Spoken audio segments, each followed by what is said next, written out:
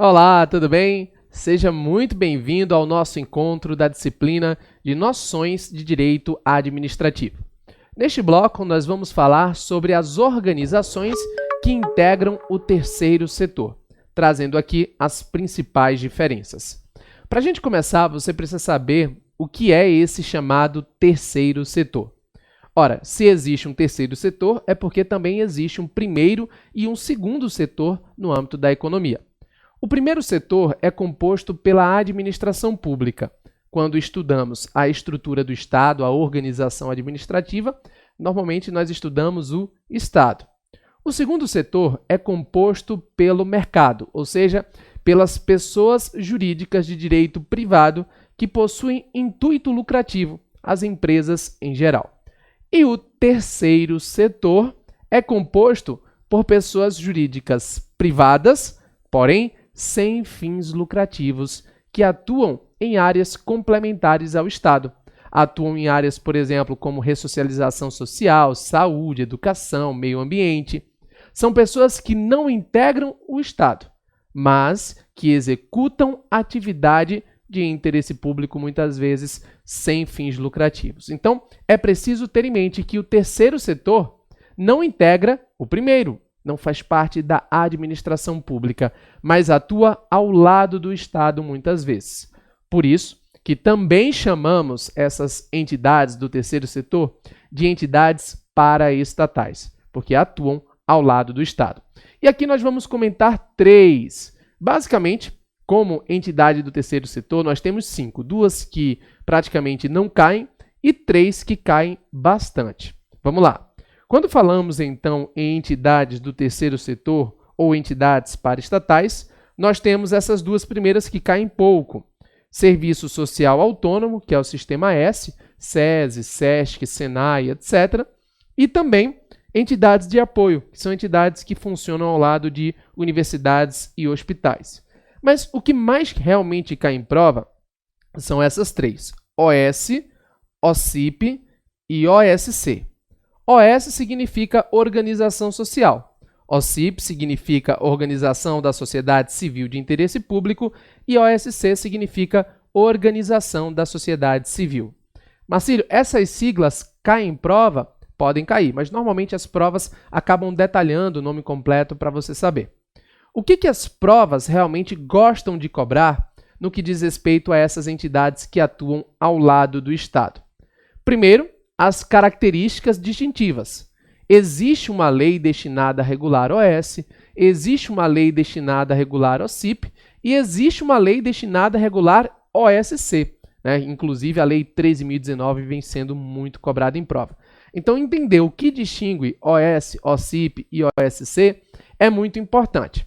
Mas posso falar aqui com segurança que o ponto que mais vem caindo e tem mais chance de ser cobrado, inclusive nas provas futuras, é a nomenclatura da parceria firmada entre essas entidades do terceiro setor e o poder público. Isso mesmo, essas entidades elas não compõem o Estado, elas atuam ao lado da administração pública. Mas como muitas vezes elas atuam em áreas de interesse também do Estado, elas acabam firmando parcerias, ou seja, instrumentos com o poder público para receber recursos públicos e colocar naquela atividade, receber servidores, fazem então parcerias e a parceria muda de nome de acordo com cada entidade do terceiro setor. A OS firma um tipo de parceria, a OCIP firma outro tipo de parceria e a OSC pode firmar parceria com até 3 nomes. E essas nomenclaturas caem bastante em prova. Vamos começar com a categoria da OS, as organizações sociais. Bem, a lei que trata da OS é a Lei 9.637. Essa lei diz, então, que o Poder Executivo poderá qualificar como organizações sociais pessoas jurídicas de direito privado sem fins lucrativos, cujas atividades sejam dirigidas ao ensino, à pesquisa científica, ao desenvolvimento tecnológico, à proteção e preservação do meio ambiente, à cultura e à saúde, atendidos os requisitos previstos na lei. Então, uma pessoa jurídica de direito privado sem fins lucrativos, como uma associação, uma fundação, por exemplo, pode obter o título de organização social firmando uma parceria com o poder público. Qual é a nomenclatura dessa parceria entre OS e o Estado? Contrato de gestão. Então, de acordo com o artigo 5º da Lei 9.637, OS firma contrato de gestão com o poder público, tá? Seguindo, então, a legislação. Esse documento é firmado e, né, a atividade ela é, então, estimulada por meio aí de recursos públicos, de servidores, etc. A OS tem algumas características próprias, como, por exemplo, o fato de ter um conselho de administração com composição de representantes do poder público. Tem, por exemplo, a possibilidade de ser contratada mediante dispensa de licitação, com base no artigo 24 da Lei 8.666. É uma categoria que é conferida por meio de um titular da pasta de um ministério ou secretaria. Enfim, a OS firma contrato de gestão e você pode fazer o aprofundamento posteriormente, lendo integralmente a Lei 9.637. Tudo bem? Além da OS, nós temos também a figura da OCIP, que são as organizações da sociedade civil de interesse público. E aqui nós encontramos uma outra lei, que é a Lei 9.790. Essa lei, em seu artigo 1º, diz assim: podem qualificar-se como organizações da sociedade civil de interesse público as pessoas jurídicas de direito privado sem fins lucrativos que tenham sido constituídas e se encontrem em funcionamento regular, olha aqui uma regra específica da OCIP, no mínimo há 3 anos, desde que os respectivos objetivos sociais e normas atendam aos requisitos instituídos por esta lei. Então, as organizações da sociedade civil de interesse público, OCIP, são uma outra categoria prevista em lei, né, que tem, então, essa característica de que a pessoa jurídica tem que estar constituída e em funcionamento há pelo menos 3 anos para ganhar essa qualificação. Tudo bem, Marcílio, mas qual o nome da qualificação que se firma entre a OCIP e o poder público? Qual o nome do instrumento? Qual o nome, né, desse documento firmado? Aqui o nome muda e passa a ser termo de parceria. Tá, gente? Então, OCIP firma termo de parceria com o poder público. Marcílio, na essência tem diferença? Veja, na essência é praticamente a mesma coisa, porque nós temos uma natureza jurídica uma natureza de convênio, uma natureza de cooperação mútua. Aqui não é um contrato administrativo, é um instrumento de parceria. Só que o nome muda porque nós temos leis diferentes. Na OS nós contamos com a Lei 9.637 e na OCIP nós contamos com a Lei 9.790. Então, justamente por isso, por se submeter a um regramento diferente, a lei quis estabelecer nomenclaturas específicas para as parcerias. Enquanto OS firma contrato de gestão com o poder público, OCIP firma termo de parceria. Meu Deus, Marcílio, isso cai em prova? Isso não cai não, isso despenca. Sempre tem uma questãozinha sobre esse assunto que você precisa saber o nome da parceria. Então, contrato de gestão para OS, termo de parceria para OCIP. Marcílio, existem outras diferenças entre OS e OCIP? Sim, na legislação você vai encontrar algumas diferenças. Por exemplo, enquanto OS não tem prazo para ganhar o título, OCIP tem que estar em regular funcionamento há pelo menos 3 anos. Nós vemos também que, enquanto a OS tem como órgão principal exigido pela lei o Conselho de Administração, a OCIP tem como órgão principal um Conselho Fiscal. Ademais, outro ponto importante é que no âmbito das OCIPs, existem algumas entidades que não podem se qualificar como OCIP, são proibidas. Por quê? Porque essas entidades não representam a sociedade civil, mas sim apenas pequenos interesses, como, por exemplo, sindicatos, como, por exemplo, partidos, enfim. Quando se representa um interesse específico, nós não podemos falar que representa a sociedade civil, então essas entidades são proibidas de ganhar o título de OCIP. São apenas algumas diferenças, mas é claro, eu recomendo fortemente que você faça a leitura da Lei 9.790. Leia a lei da OS e leia a lei da OCIP porque eventualmente a literalidade pode ser cobrada em prova. Bem, sempre existiu, então, OS e OCIP, desde a edição das suas leis, evidentemente. Só que com o passar do tempo, as pessoas reclamavam muito por uma lei mais completa, uma lei que tivesse disposições mais completas no que concerne às organizações, né, que atuam ao lado do Estado, essas entidades paraestatais ou entidades do terceiro setor. Finalmente, foi editada uma lei que é bem extensa, bem complexa, que é a Lei 13.019. Essa lei passou a ser chamada de Marco Regulatório das Organizações da Sociedade Civil, criando, então, mais uma figura, que é a figura da OSC. Marcílio, isso revogou OS e OCIP? Não. Eu continuo tendo OS que firma contrato de gestão, eu continuo tendo OCIP que firma termo de parceria, mas agora nós temos uma figura adicional com a Lei 13.019, que é a OSC, a Organização da Sociedade Civil. E, basicamente, nessa Lei 13.019, eu encontro aqui o artigo 1º com disposições sobre a OSC. Veja, o artigo 1º diz que esta lei institui normas gerais para parcerias entre a administração pública e organizações da sociedade civil em regime de mútua cooperação para a consecução de finalidades de interesse público e recíproco mediante a execução de atividades ou de projetos previamente estabelecidos em planos de trabalho, inseridos em, olha agora, termos de colaboração, termos de fomento ou em acordos de cooperação. Então, quando se criou a OSC, né, a Organização da Sociedade Civil, se previu a possibilidade da OSC firmar 3 tipos diferentes de instrumento com o poder público. A OSC pode firmar com o poder público termo de colaboração, termo de fomento e acordo de cooperação. Marcílio, mas na essência isso é diferente? Olha, na essência, continua sendo um projeto de mútua colaboração para fins de interesse público. Mas existem características distintivas, sim. Vamos comentar aqui, lembrando que os conceitos de cada um desses instrumentos se encontram na lei, tá? Artigo 2º, inciso 7, artigo 2º, inciso 8 e artigo 2º, inciso 8A. O termo, tanto termo de colaboração como termo de fomento, envolve dinheiro, envolve repasse de dinheiro público. Toda vez que eu tiver a palavra termo, eu tenho repasse de dinheiro público do poder público para a entidade do terceiro setor, para a OSC. Então, tanto em termo de colaboração como em termo de fomento, eu vou ter dinheiro público sendo repassado ao OSC.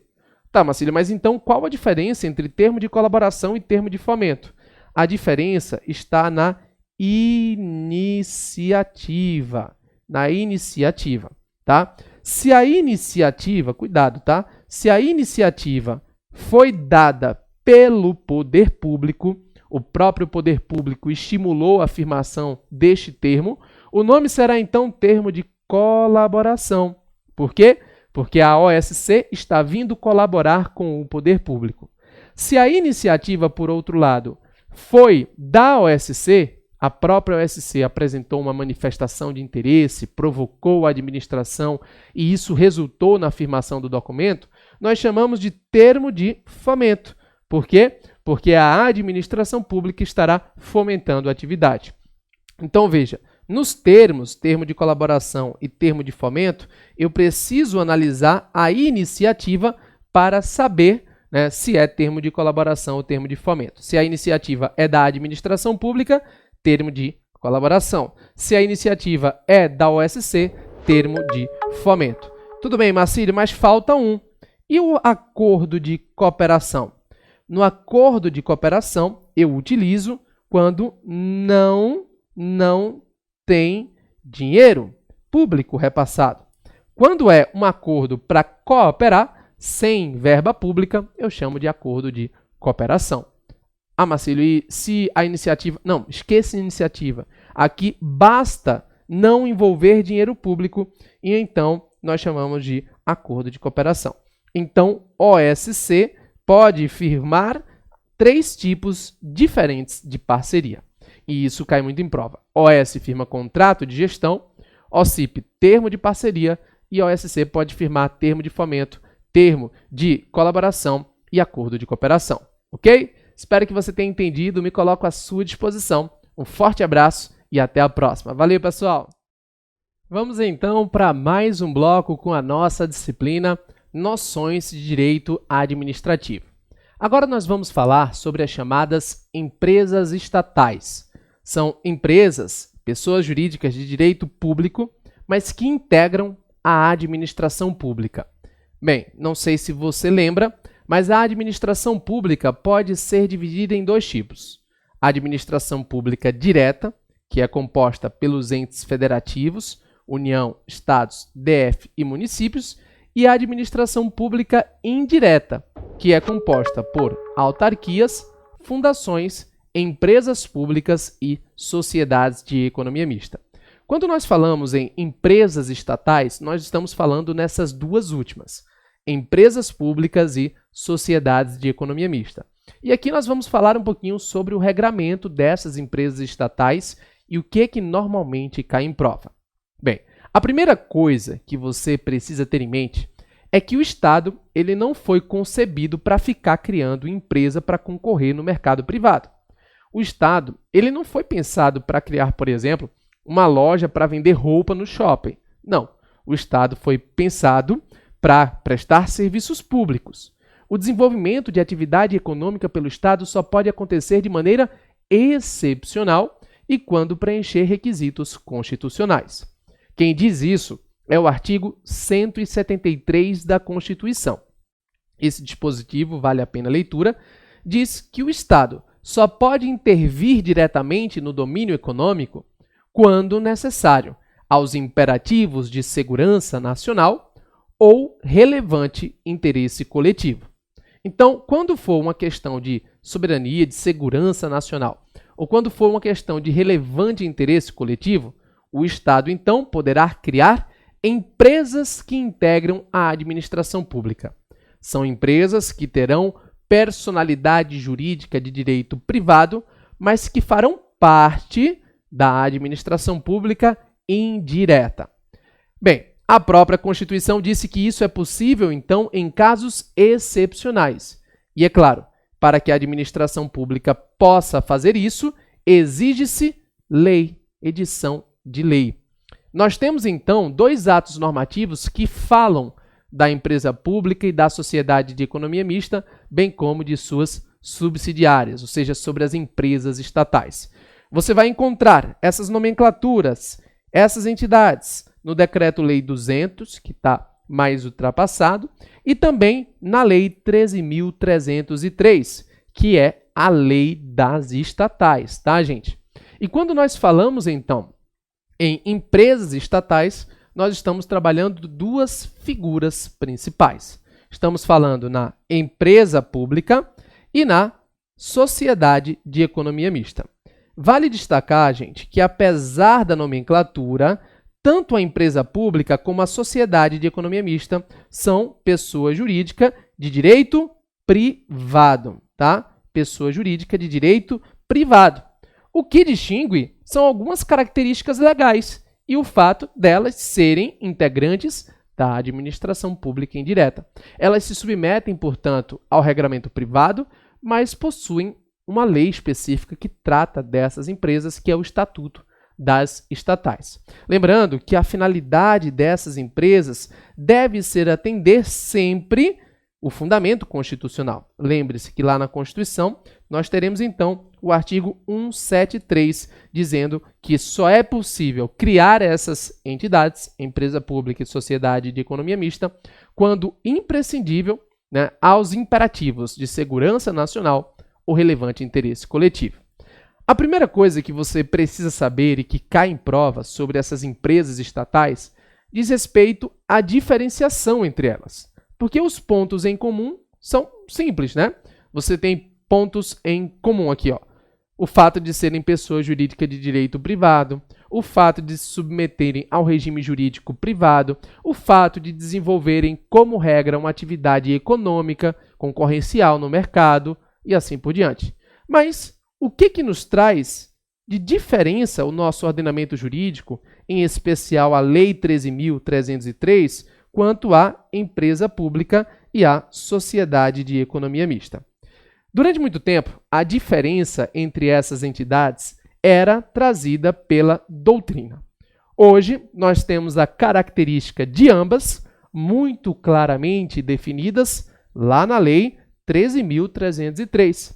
Então, essa lei diz, empresa pública tem essa característica, sociedade de economia mista tem essa característica, e as duas se submetem ao regime privado, salvo as disposições da Lei 13.303, certo? Vamos aqui trabalhar 3 diferenciações, 3 características que normalmente caem em prova, certo? Prestando atenção a esse quadrinho aqui. Quando nós falamos em empresa pública e sociedade de economia mista, o primeiro ponto de diferenciação está no capital societário.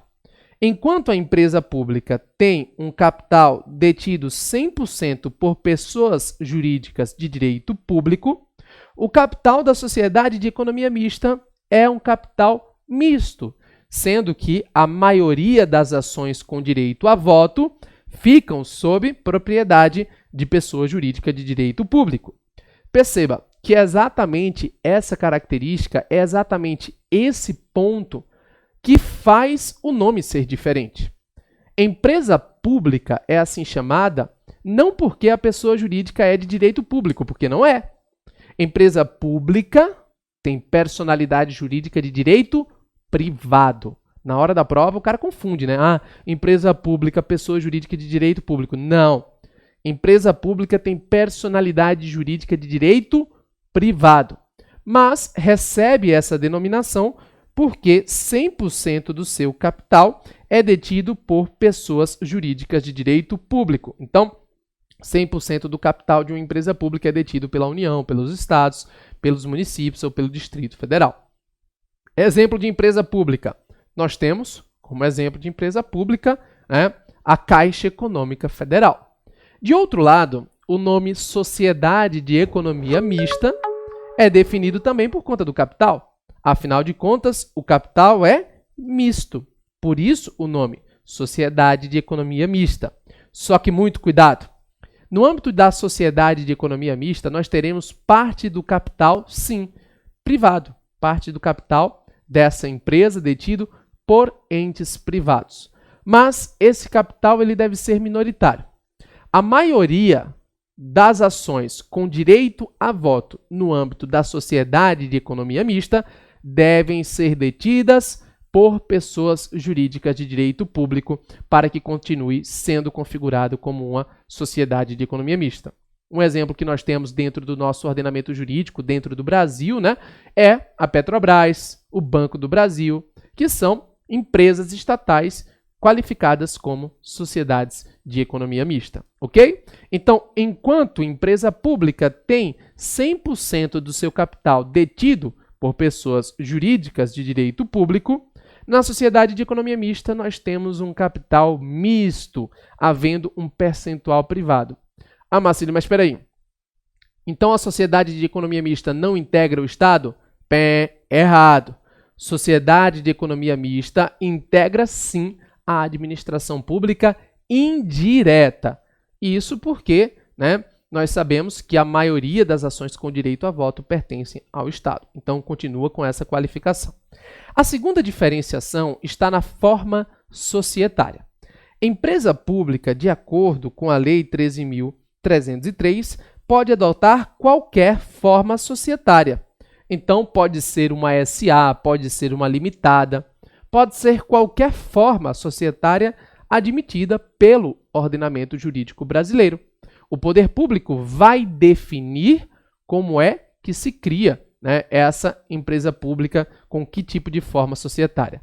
Por outro lado, na sociedade de economia mista, eu tenho uma forma societária obrigatória.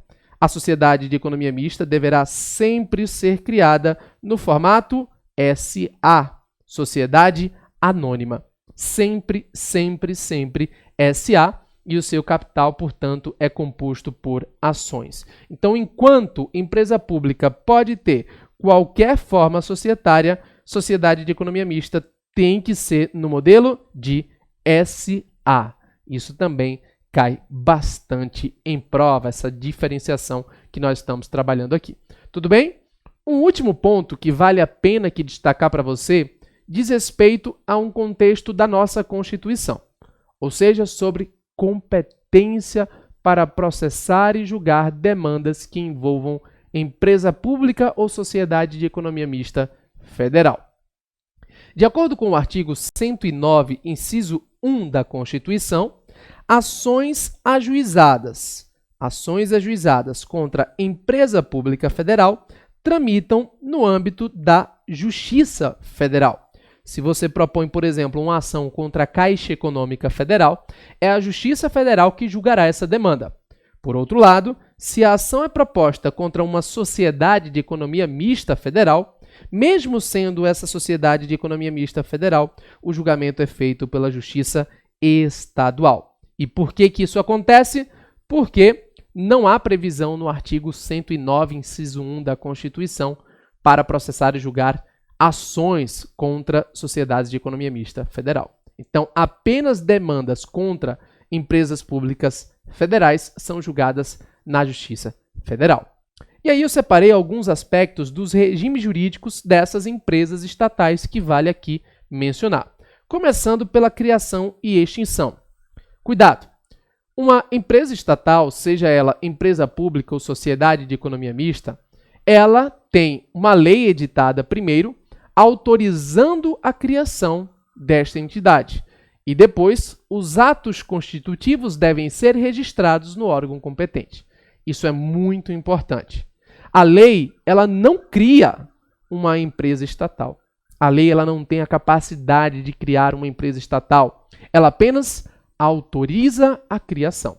Então, enquanto a lei autoriza a criação, essa criação de fato de uma empresa estatal somente acontece com o registro dos atos constitutivos lá no órgão competente. Da mesma forma, a extinção também depende. Controle. Olha, empresas estatais possuem personalidade jurídica de direito privado e se submetem, é claro, ao regramento de direito privado, mas nada impede eventual controle, sobre investimentos ali dentro da própria estatal e dentro de recursos públicos que sejam recebidos. Responsabilidade civil é a mesma do âmbito privado, salvo se executar serviço público. Os bens são considerados como privados também. Privilégios processuais iguais das empresas privadas. Regime de pessoal é um regime privado seletista, só que muito cuidado. Embora o regime de pessoal de empresa pública e sociedade de economia mista seja privado, seja seletista, eles precisam fazer concurso público. Existe concurso público para empresa pública e para sociedade de economia mista. É uma obrigação, em virtude do princípio da impessoalidade. Tem concurso para a Caixa, tem concurso para os Correios, por exemplo, E o regime tributário é igual ao das empresas privadas também. Quando você vai no artigo 173 da Constituição, você vai ver, lá diz que empresa pública e sociedade de economia mista, essas empresas estatais, não podem gozar de benefícios que não sejam extensíveis ao mercado privado, ao âmbito de atuação. Por quê? Porque senão haveria uma concorrência desleal. Essa empresa estatal estaria muito na frente dessas outras empresas do mercado. Então, elas têm que concorrer em pé de igualdade e, por isso, não podem gozar de benefícios específicos. Cuidado, no entanto, com uma observação. Anote uma observação aí desse lado. O Supremo Tribunal Federal já disse em diversas oportunidades que o caso dos Correios é uma situação diferenciada. Os Correios possuem natureza de empresa pública, então, personalidade jurídica de direito privado. Mas os Correios, a ECT, executam, então, um serviço público em regime de monopólio. Não há concorrência, não é um regime concorrencial. Então, os Correios, eles gozam sim de alguns privilégios da fazenda pública, mas isso é voltado especificamente para os Correios, tá? No geral, empresa estatal, empresa pública, e sociedade de economia mista se submetem ao regime geral das empresas privadas, é claro, sempre observando a Lei 13.303. Marcílio, e o que essa lei nos traz? Não muita coisa, mas traz sim alguns dispositivos com algumas exigências a essas estatais que eu mencionei aqui, como, por exemplo, apenas como exemplo, você vai ler, é claro, a Lei 13.303 integral, mas nós temos como requisitos aí, de transparência, elaboração de carta anual, adequação do estatuto social, divulgação de informações relevantes, elaboração de uma política de distribuição de dividendos, divulgação de dados operacionais e financeiros, divulgação anual de relatório, entre outras coisas. Então, existem regras específicas na Lei 13.303, mas o ponto mais cobrado em prova é, de fato, a diferenciação entre as entidades. Espero que você tenha entendido. Qualquer dúvida, estou à sua disposição. Um forte abraço e até a próxima. Valeu, pessoal! Vamos então para mais um bloco com a nossa disciplina Noções de Direito Administrativo. Agora, nós vamos resolver algumas questões sobre os pontos que nós vimos. São questões que exigem conhecimento do candidato sobre terceiro setor, OS, OCIP, OSC, e também sobre as estatais, empresa pública e sociedade de economia mista. Então, sem perder muito tempo, vamos para a nossa primeira questão, uma questão de 2019, Banca CESP-Sebrasp, que diz assim: a administração pública pretende celebrar parceria, atenção, sem repasse de recursos financeiros, com determinada organização da sociedade civil, OSC, para a consecução de finalidades de interesse público e recíproco no âmbito da educação pública. Com relação a essa situação hipotética, julgue o próximo item de acordo com a Lei 13.019. O instrumento adequado para a referida parceria é o acordo de cooperação. Bem, como você verá, a maior parte das questões sobre terceiro setor envolve conhecimento sobre a nomenclatura da parceria que será utilizada entre a entidade do terceiro setor e o poder público. E nós vimos, que OS firma contrato de gestão, OCIP firma termo de parceria e OSC pode firmar 3 nomenclaturas diferentes, 3 tipos de instrumento: termo de colaboração, termo de fomento e acordo de cooperação. Nós vimos que quando a nomenclatura é termo, envolve repasse de recursos financeiros pelo poder público. Então, termo de fomento e termo de colaboração envolvem repasse financeiro. O acordo de colaboração, por outro lado, é um instrumento que é utilizado quando não há esse repasse. Perceba que o enunciado fala expressamente que é sem repasse de recursos financeiros. Logo, o instrumento adequado, de fato, é o acordo de cooperação, que encontra também fundamento lá na Lei 13.019 de forma expressa. No artigo 2º da Lei 13.019, você vai encontrar vários conceitos, entre eles o conceito de acordo de cooperação no inciso 8A. E lá diz que é a parceria firmada sem repasse financeiro, independentemente de quem tem a iniciativa. Logo, a afirmação está correta. De fato, é isso que nós temos, já que exigiu de você conhecimento literal da Lei 13.019, Lei de OSC. Tudo bem? As questões são formuladas nesse formato, então lembre-se sempre de treinar. Afinal, como eu sempre digo, treino duro, jogo fácil. Quanto mais você treina, melhor você fique mais perto da aprovação. Vamos para mais uma questão? Mudando agora de formato, uma questão de alternativas para você raciocinar aqui comigo, uma questão de 2019 da FCC que diz assim, olha, muita atenção. Um ente público que se encontra em grave situação financeiro-orçamentária está promovendo a reestruturação de suas atividades, a fim de identificar oportunidades de redução de despesas.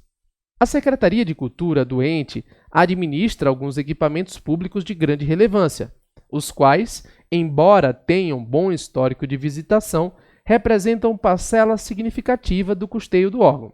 Vislumbra, assim, a oportunidade e necessidade de otimizar e dinamizar a gestão desses equipamentos, o que, de acordo com a legislação em vigor, pode se dar por meio de... E aí vêm as alternativas. Então, nós temos aqui, veja bem, a gestão de um equipamento, de uma atividade, né, equipamentos públicos de grande relevância no âmbito da Secretaria de Cultura. Como é que isso pode ser feito?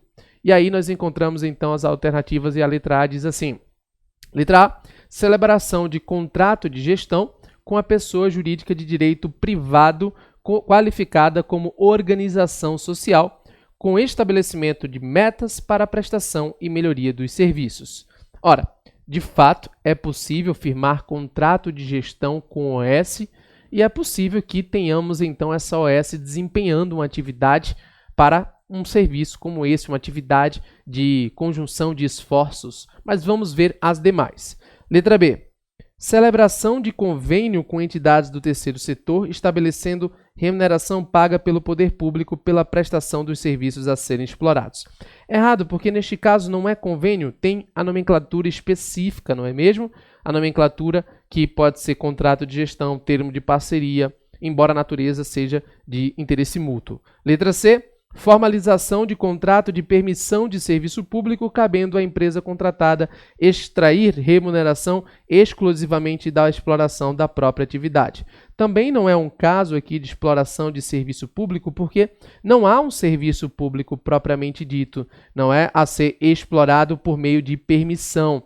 A permissão tem um regramento específico. E a letra D, contratação de prestação de serviços de administração e operação de equipamento público, que seria de inexigibilidade. Também errado, não é hipótese de inexigibilidade e não é o caso aqui. Então, letra A, a alternativa correta, seria cabível, então, a celebração de um contrato de gestão, já que nós estamos diante de uma organização social, é claro, estabelecendo metas para a prestação e melhoria dos serviços. Uma questão um pouquinho mais difícil, exige um pouquinho mais de conhecimento, mas é claro, nós estamos aqui para preparar você, lembrando que qualquer dúvida, estou à sua disposição.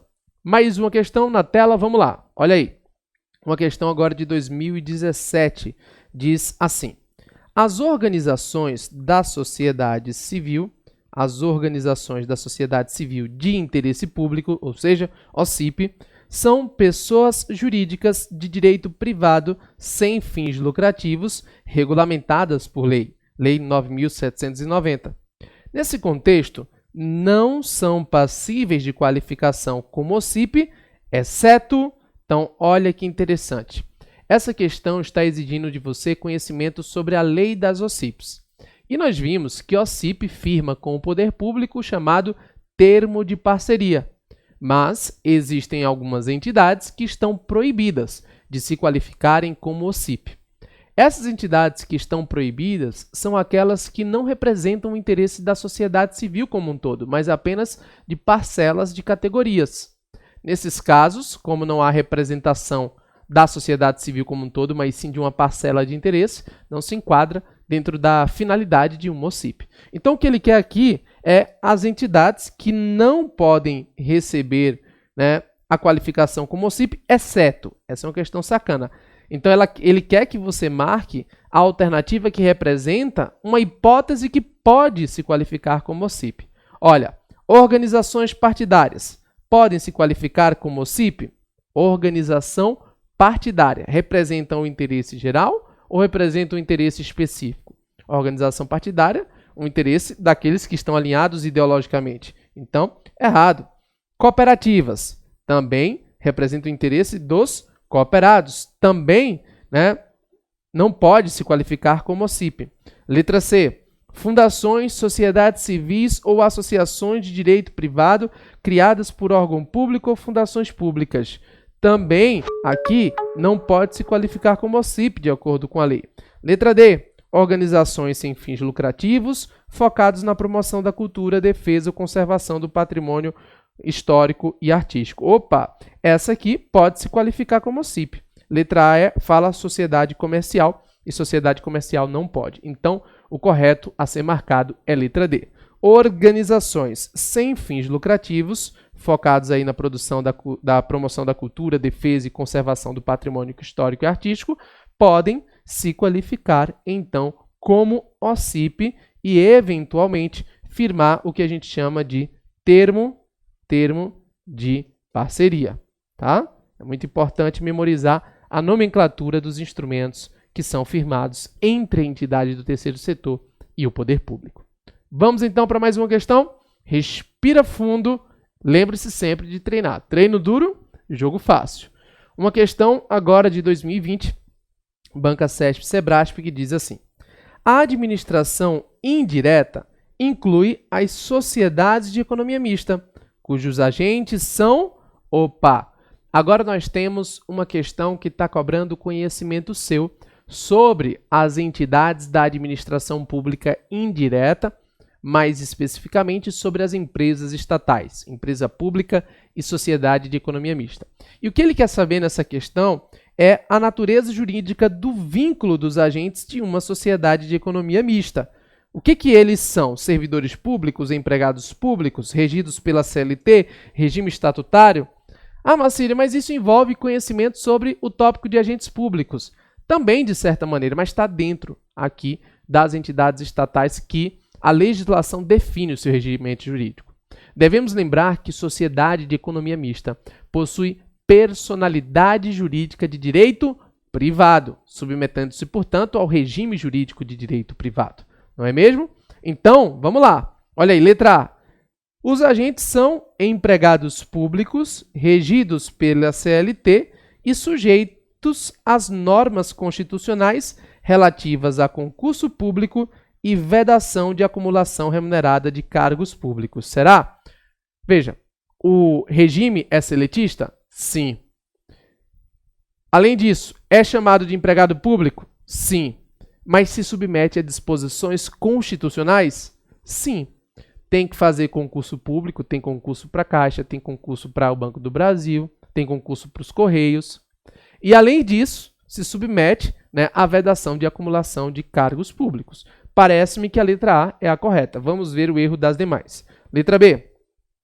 Empregados públicos regidos pela CLT que não se submetem às normas constitucionais de concurso nem à vedação à acumulação de cargos. Errado, porque eles se submetem às normas constitucionais, sim. Letra C.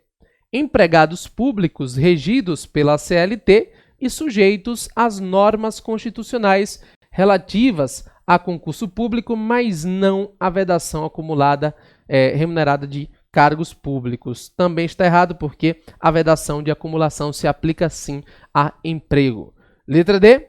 Servidores públicos estatutários, sujeitos às normas constitucionais relativas a concurso público e à vedação de remuneração, de acumulação remunerada de cargos públicos. Também errado, porque é servidor, na verdade, empregado público e não servidor de estatutário. Então, a letra E também já está errada, porque diz que é servidor público estatutário. Então, correto, letra A. Quem trabalha em uma sociedade de economia mista é considerado como empregado público, regido pela CLT, faz concurso público e não pode acumular remuneradamente cargos públicos com violação à Constituição.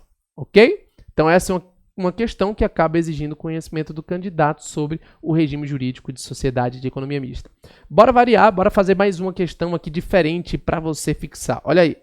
A criação pela União de Sociedade de Economia Mista depende de autorização legislativa. Autorizada, a sociedade deverá assumir a forma de sociedade anônima e a maioria de suas ações com direito a voto pertencerão à União ou à entidade da administração indireta.